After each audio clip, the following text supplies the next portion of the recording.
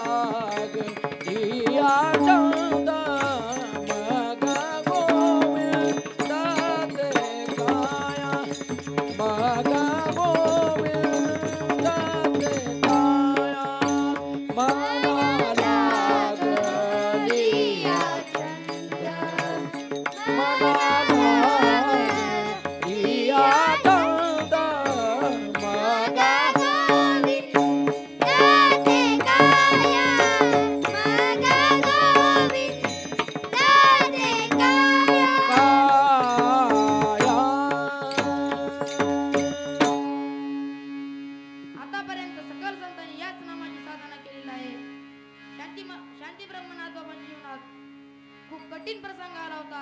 ते झालं असं की एक हिंदूची स्त्री व केवनांचा पुरुष त्यांच्या अनैतिक संबंधातून अविवाहित मुलीला गर्भधारणा झाली. पूर्वी काही पोलीस कोर्ट वगैरे असं काही नसायचं, म्हणून ही गोष्ट महाराज पंचायतीतल्या लक्षात आली. आज त्या माणूस पाठवून बोलवून गेल्याचं ठरलं. त्या मुलीला निरोप पाठवलं. त्या मुलाने मला बोलावून सांगितलं की उद्या मला पंचायतीच्या समोर बोलवणार आहेत व त्या मुलाचा बाप कोण आहे विचारणार आहेत. मग मी कुणाचं नाव सांगू?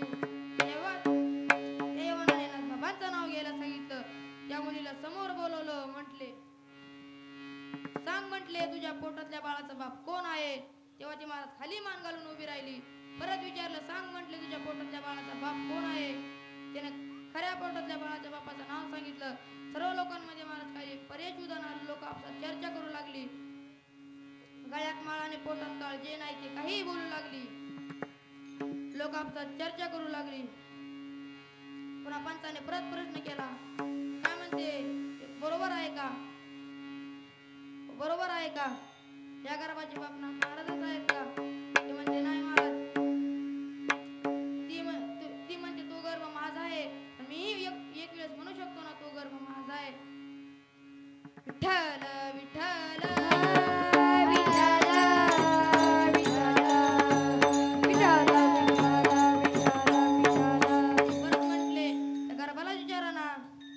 बापाचं नाव काय आहे तोच सांगेन ना. ते पण म्हटले तो काय सांगणार, तो तर 7 महिन्याचा आहे. तरी नाथ बाबांनी त्या गर्भाला विचारलं सांग म्हटले तुझ्या बापाचं नाव काय आहे? त्याने खऱ्या बापाचं नाव सांगितलं. तू जर संत 108 वेळेस प्रमुख संतांच्या मालिकेत संत होत असेल त्याच्यावर खूप गोड प्रमाण आहे. कबीर मोमीन लतीफा मुसलमान. कबीरा मोमीना लतीफा मुसलमान. कबीरा मोमीन लतीफा मुसलमान. कबीरा मोमीना लतीफा मुसलमान. सेनाना विधान विष्णुदास. सेनाना विधान विष्णुदास. सेनाना विधान विष्णुदास. कबीर मोमीन लतीफा मुसलमान. सेनाना विधान विष्णुदास. नाथ महाराजांनी विचारल्यामुळे तू जर संत 108 वेळेस प्रमुख संतांच्या मालिकेत संत होत असेल तुमची अवस्था कशाने झाली त्याचं खूप गोड प्रमाण आहे. माझ्या मनाला गो छंद नित्य गोविंद गोविंद गोविंद गोविंद मनाला गलिया छंद. ज्ञानोबरायांच्या जीवनात खूप गोड प्रसंग आला होता. एक सतपाल नावाचा राजा होता. महाराज त्याला 7 मुली होत्या. वाटवंदारांनी गरोदर राहते. तो राजा म्हणतो तुला 7 मुली वाटवंदा मुलगी झाली ना तर मी तुलाही ठेवणार नाही व मुलीलाही ठेवणार नाही. ती राणी म्हणते ती का माझ्या हातात आहे का ते तर देवाच्या हातात आहे. तो राजा म्हणतो मला ते काहीही सांगू नको. तुला जर मुलगी झाली तर मी तुलाही ठेवणार नाही व मुलीलाही ठेवणार नाही. महाराज 7 मुली वाटवंदा ही मुलगीच होती हो. तिथं दासी होती. दासीला प्रश्न विचारला आता मला मुलगी झाली आहे पण आता हे जर राजाला कळालं राजा मलाही ठेवणार नाही व मुलीलाही ठेवणार नाही. काय पर्याय आहे का? शेवटी दासीने एक पर्याय काढला. राजाला सांगू की मुलगी झाली आहे पण 25 वर्षी त्याला पाहता येणार नाही. दासी पळतच राजाकडे जाते व म्हणते राजा साहेब तुम्हाला मुलगा झालाय. महाराज राजाला खूप आनंद होतो पण ती म्हणते एक अट आहे. काय अट आहे म्हटले की दासी म्हणते तुम्हाला मुलगा झालाय पण एक अट आहे त्याला 25 वर्षे पाहता येणार नाही. तो मूळ नक्षत्रावर जन्माला आहे. त्याला राजाला मुलगा झाला याचाच खूप आनंद होता. विठ्ठल विठ्ठल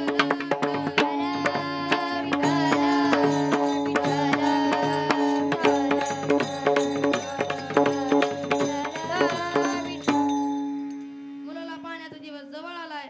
ती मुलगी युवराजचे कपडे घालून इकडे तिकडे फिरायची. लोक तिला युवराजच म्हणायचे. युवराज म्हणूनच हाक मारायचे. मुलाला पाहताना लगेच मुलगी पाहू लगेच लग्न लावून देऊ. महाराज मुलगी पाहिली. मुलगी पात्र सुंदर होती. लगेच लग्न लावून दिलं. दोघे महाराज आनंदाने घरी आले. युवराजच्या मनात एक भावना निर्माण झाली. एक प्रश्न निर्माण झाला. आता हे जर राजाला कळालं राजा आईलाही ठेवणार नाही मलाही ठेवणार नाही. हे जर बाहेर जर गोष्ट कळाली तर राजाची इज्जत जाईल. विठ्ठल विठ्ठल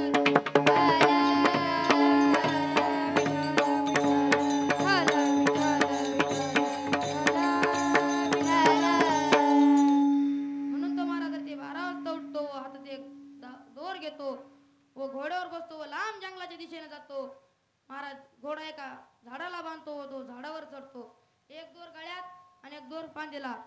उडी टाकणाऱ्या एवढ्यात उठा जागे वारे आता. मोठा जागे वारे या स्मरण करा पंढरीनाथा. जागे वारे आता स्मरण करा पंढरीनाथा.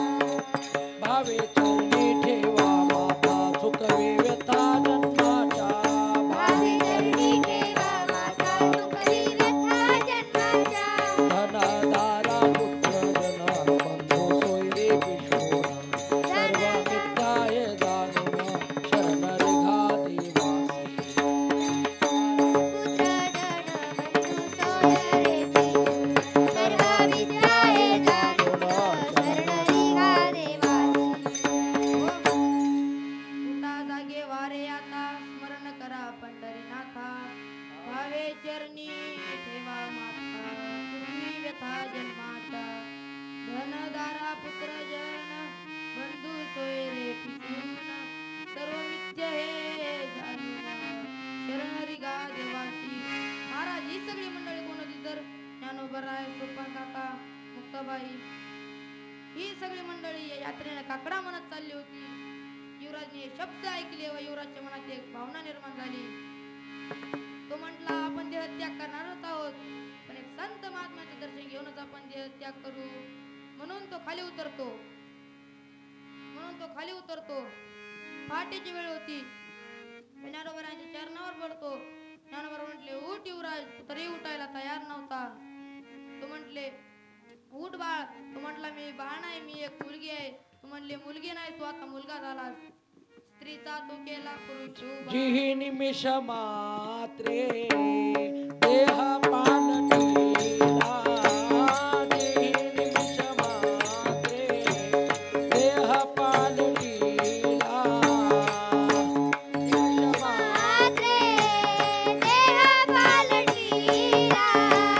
जिही निमिष मात्रे देह पालटीला. स्त्रीचा तो केला पुरुष उभा. पुरुष उभा. स्त्रीचा तो केला पुरुष उभा. पुरुष उभा. स्त्रीचा तो केला पुरुष उभा. पुरुष उभा. स्त्रीचा तो केला पुरुष उभा. पुरुष उभा. जी निमिष मात्रे देह पालटीला. स्त्रीचा तो केला पुरुष उभा. महाराज श्री संत मीराबाईचं जीवन हे राजघराण्यात आहे. श्री संत मीराबाई या 17 किंवा 18 वर्षाच्या असतील. राजवाडा म्हटलं की अनेक काम करणार आली. भांडे घासणारे स्वयंपाक करणारे झाडून घेणारे अनेक काम करणारे आली. महाराज त्याचबरोबर एक बाथरूम घासणारी एक महिला होती. ती वांग्याची महिला होती. ती रोज काम करायची व घरी निघून जायची. एक दिवस निलेश महाराज एक दिवस असा आला. तिने स्नान केलं व आपले केस वाळवत उभ्या गच्ची उभ्या राहिल्या. तिचा 21 वर्षाचा मुलगा ती राजवाड्यात आले. त्या मुलाची नजर त्या अचानक मीराबाईवर पडली. मीराबाईच्या चेहऱ्यावरचे सुंदर तेज त्याने पाहिले. महाराज तो घरी आला. झोपी गेला. संध्याकाळच्या वेळेस त्याने जेवण करून झोपी गेला. पण ते महाराज पाहिलेले ते डोळ्यासमोरचे ते जाता जाईना. म्हणून त्याने आईला प्रश्न केला आई मला लग्न करायचंय. आईला महाराज खूप आनंद झाला. आई म्हटले सांग बाळा तुला लग्न कोणाबरोबर करायचंय. तो म्हटला आई मला मीराबाई बरोबर लग्न करायचंय. महाराज आईला राग आलो. आईने एक त्याच्या कानाखाली आणली. तो म्हटल्या आई म्हटले आपली जात नीच आहे.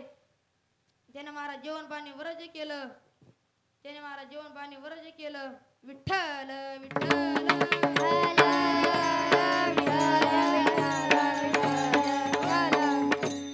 तो 10-15 दिवस झाला काय नाही गेलाय. आईला पण चिंता वाटू लागली. आणि आईच्या चेहऱ्यावरचे दुःख मीराबाई ओळखतात व मीराबाई विचारतात. ती सर्व सांगते माझा मुलगा आणि मी त्या दिवशी राजवाड्यात आला होता. माझ्या मुलाची नजर अचानक तुमच्यावर पडली. हो त्याने हट्ट धरला मला मीराबाई बरोबर लग्न करायचंय. त्याने 10-15 दिवस झाले त्याने जे जेवण पाणी व्रत जे केलंय ते म्हटलं बस एवढंच. मीराबाई म्हटल्या बस एवढंच. तो म्हटलं ते म्हटलं हो. ते म्हटलं आणा आणा त्याला बोलून, मी त्याच्याशी लग्न करायला तयार आहे. त्याच्याशी लग्न करायला तयार आहे म्हणल्यावर तिला खूप आनंद झाला. ती पळतच जाते व ते दोघे फ्रेश होऊन राजवाड्यात येतात. ते मीराबाई विचारतात त्या मुलाला काय तुझी इच्छा. तो म्हणतो मला तुमच्या बरोबर लग्न करायचंय. मीराबाई म्हणतात बस एवढंच. तो म्हणतो मीराबाई म्हटल्या मी तुझ्याशी लग्न करायला तयार आहे पण एक आट आहे. ते पुढं तिकडे वडाचं झाड आहे त्या वडाखाली जाऊन बसायचं. मी जे भजन सांगेन ते भजन करायचं. सर्वांनी वरी हात करा. ओम नमो भगवते वासुदेवाय. ओम नमो भगवते वासुदेवाय. ओम नमो भगवते वासुदेवाय. ओम नमो भगवते वासुदेवाय. ओम नमो भगवते वासुदेवाय. ओम नमो भगवते वासुदेवाय. वासुदेवाय हरे वासुदेवाय. वासुदेवाय हरे वासुदेवाय. वासुदेवाय हरे वासुदेवाय. वासुदेवाय हरे वासुदेवाय. ओम नमो भगवते वासुदेवाय. ओम नमो भगवते वासुदेवाय. ओम नमो भगवते वासुदेवाय. ओम नमो भगवते वासुदेवाय. ओम नमो भगवते वासुदेवाय. एकदा का सर्व विचार बाजूला होतील. गोविंद नामाचा मला छंद लागतो. विठोबा रखुमाई. विठोबा रखुमाई. विठोबा रखुमाई. विठोबा रखुमाई. विठोबा रखुमाई. विठोबा रखुमाई. विठोबा रखुमाई. विठोबा रखुमाई.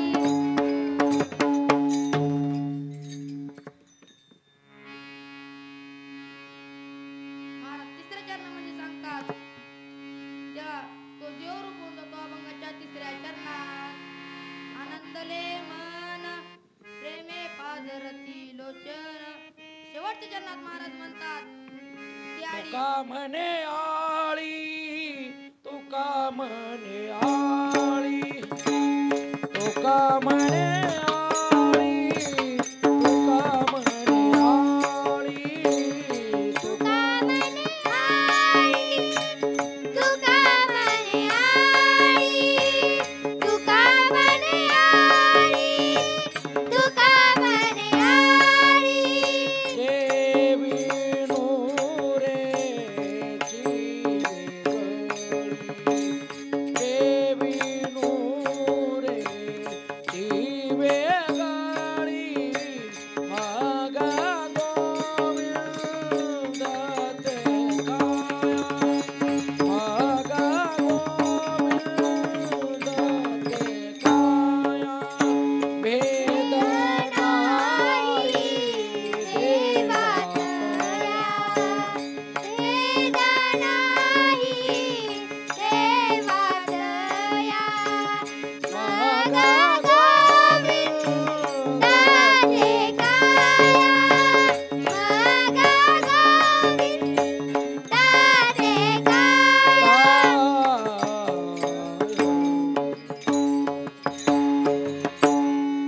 तुका म्हणे आळी जेवी नुरेची वेगळी. तुम्ही सर्व माझ्या कीर्तनासाठी उपस्थित राहिलात. तुमचे धन्यवाद देतो. माझ्या सेवेला पूर्ण विराम. ज्ञानेश्वर माऊली, ज्ञानराज माऊली, ज्ञानेश्वर माऊली. ज्ञानराज माऊली. ज्ञानेश्वर माऊली. विठ्ठल